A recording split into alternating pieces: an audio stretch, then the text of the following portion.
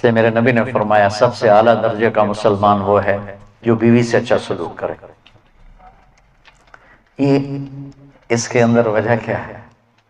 سب سے مشکل ہوتا ہے بیوی کو برداشت کرنا، اور سب سے مشکل ہوتا ہے بیوی سے اچھا سلوک کرنا۔ جو یہ رگڑا کھا جائے گا وہ اپنے آپ ہی سب سے اعلیٰ بن جائے گا۔ جو بیوی کو رگڑا دے گا وہ خود ذلیل ہو جائے گا۔ آپ کو حدیث سناتا ہوں، بڑی ہیوی ویٹ چیز ہے۔ میرے نبی نے فرمایا عزت دار شریف آدمی بیوی کو عزت دیتا ہے، اور کمینہ آدمی بیوی کو ذلیل کرتا ہے۔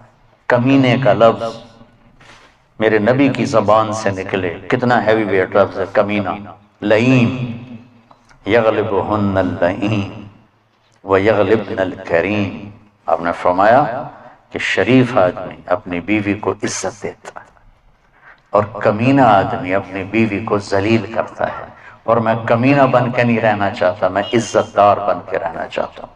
میں اپنی بیوی کو عزت دے کے رہنا چاہتا ہوں۔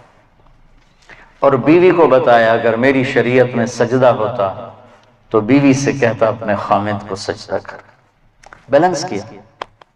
لیکن زیادہ احادیث آیات عورتوں کے حقوق کی ہیں، جو کو کمزور ہے اور پستی ہے اور بہت حق تلفی ہوتی ہے عورت کی، ماں کے روپ میں، بیوی کے روپ میں، بیٹی کے روپ میں بہت حق تلفی ہوتی ہے، تو قرآن اس کو زیادہ ہائی لائٹ کرتا ہے، اور میرے نبی نے بھی اسی کو زیادہ ہائی لائٹ کیا ہے۔ تو پھر خامد اور بیوی کا رشتہ ایسا عالی شان رشتہ ہے کہ اللہ تعالیٰ نے اس کے لیے سینکڑوں آیات اتاری، اور اس کو سب سے اعلیٰ درجے کا مسلمان قرار دیا ہے جو بیوی سے حسن سلوک کرے، اور آپ نے کر کے دکھایا۔ یہ بہت اہم اس لیے ہے کہ بیوی اگلی نسل کے وجود میں آنے کا ذریعہ ہے۔ اس کے پیٹ میں اگلی نسل پروان چڑھ رہے ہوتے، میری اگلی نسل اس میں پروان چڑھ رہے ہوتے۔ میں اگر اس کو ذلیل کروں گا تو سٹریس میں جائے گی، وہ ڈپریشن میں جائے گی، وہ غصے میں جائے گی، وہ دکھ اٹھائے گی، وہ چپکے سے آنسو بہائے گی۔ یہ سارا ڈپریشن میری اولاد پہ جائے گا جو پیٹ میں پنپ رہی ہے۔ اس وقت بچوں کے ڈاکٹر سائیکائٹرسٹوں کی لائن لگی ہوئی ہے کہ ہمارے بچے پیدائشی سٹریس اور ڈپریشن کا شکار پیدا ہو رہے ہیں، کیونکہ ماں ہمارا، معافی چاہتا ہوں، ہمارا سسرالی معاشرہ بہت ظالم ہے۔ سسرالی معاشرہ وہ کسی برادری کا ہو، سندھ، پنجاب، بلوچستان، پاکستان، بہت ظالم قسم کا معاشرہ ہے، اور اس میں بہت کم گھرانے ایسے ہیں جو آنے والی کو، بیوی کو عزت دیتے ہیں۔ آپ کو ایک حدیث سناؤں بڑی مزیدار۔ میرے نبی نے فرمایا یہ جو میرے مدینے والے ہیں نا، مدینے والے صحابہ، یہ بڑے اچھے لوگ ہیں۔ کس وجہ سے؟ جہاد کرتے ہیں، تبلیغ کرتے ہیں، ذکر کرتے ہیں، تلاوت کرتے ہیں، تہجد پڑھتے ہیں۔ سنو، غور سے سنو، مستورات بھی سنو۔ آپ نے کہا یہ میرے مدینے والے بڑے اچھے لوگ ہیں۔ یا رسول اللہ کس وجہ سے؟ کہا جب یہ کسی کی بیٹی کو بیاہ کے لاتے ہیں تو اس لڑکی کو ذرہ برابر احساس نہیں ہوتا ماں باپ کے گھر میں ہوں یا سسرال کے گھر میں۔ اتنی محبت دیتے ہیں کہ اسے لگتا ہے میں ماں باپ کے گھر میں ہوں۔ میں نے اپنی بیٹیوں کو رخصت کر دیا اور کسی کی بیٹیوں کو لایا اپنے بچوں کے لیے، تو میں بیٹی کی جگہ بہو کو بٹھا، کیا فرق پڑتا؟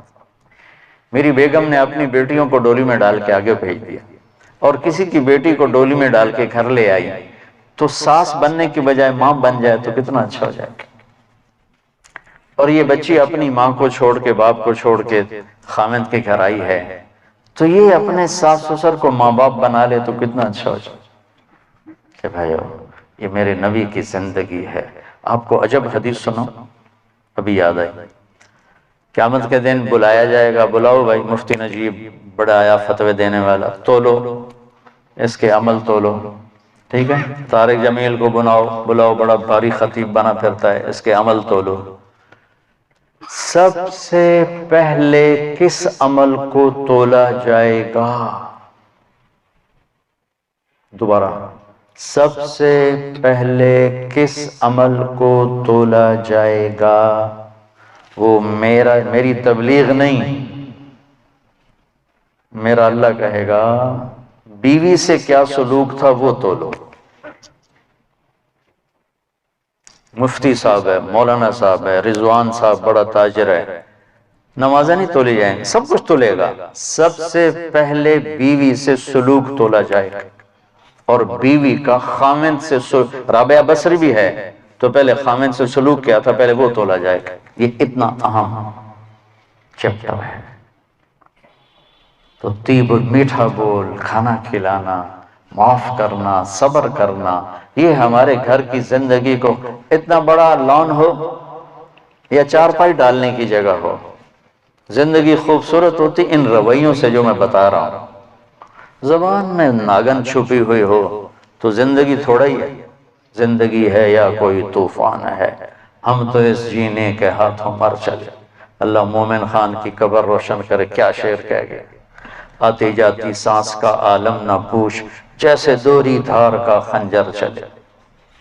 یہ دوری دھار ہے زبان میں، وہ کاٹ کے رکھ دیتی، اور یہ شہد سے بھری ہوئی ہے جب بڑے سے بڑے زخم کو مٹا کے رکھ دیتے.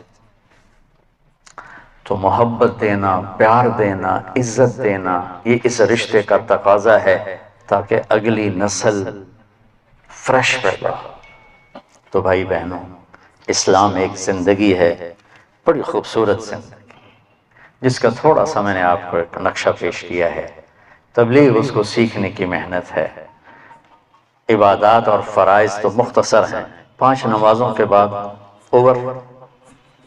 حج کے بعد دوسرے کا مطالبہ کوئی، زکوٰۃ دینے کے بعد دوبارہ مطالبہ کوئی نہیں، اور حج زکوٰۃ ہے بھی پیسے والے، 1 مہینے کے روزے کے بعد مطالبہ کوئی نہیں. لیکن زندگی کیسے گزارنی ہے اس کا 24 گھنٹے مطالبہ ہے.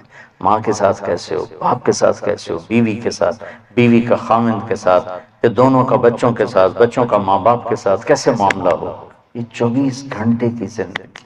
بھائیو، اپنے نبی کی سیرت پڑھا کرو، اپنے نبی کی زندگی پڑھا کرو، اپنا قرآن پڑھا کرو، آپ کو پتہ چلے کہ زندگی کس چیز کا نام ہے. جب اللہ آپ کو توفیق دے، تبلیغ میں 3 دن بھی لگانا شروع کریں گے تو آپ کو بہت فائدہ ہوگا. اس کی نیت کرو، اس کے ارادے کرو، نماز نہ چھوٹے. کبھی قضا ہو جائے تو رات کو سونے سے پہلے پڑھ کے سو، تاکہ وہ جو ہمارا اس دن کا عمل ہے اس میں وہ نماز ادا نہ صحیح تو قضا میں ضرور آ جائے. پھر آہستہ آہستہ انشاءاللہ پابندی بھی آ جائے گی، اور اپنی زبان سے گالی، غیبت، چغلی، طنز، طعنہ یہ نکال دو، تو دنیا بھی آپ سے پیار کرے گی، اللہ بھی آپ سے پیار کرے. تو سارے بھائی بہن نیت کرتے ہو، خرد کا زاد راہ بنا، اور حجاج کی یہ خدمت، ان کے حق میں جنت کے فیصلے کروا. اور یا اللہ حج کے بعد اپنی زندگی، اپنی منشا کے، یا ہماری زندگی اپنی منشا والی بنا دے. ہمارے اخلاق اچھے کر دے، ہمارے معاملات اچھے کر دے، ہماری عادات اچھی کر دے، ہمارے گھروں میں محبتیں پروان چڑھا دے، نفرتوں کو ختم فرما دے. جو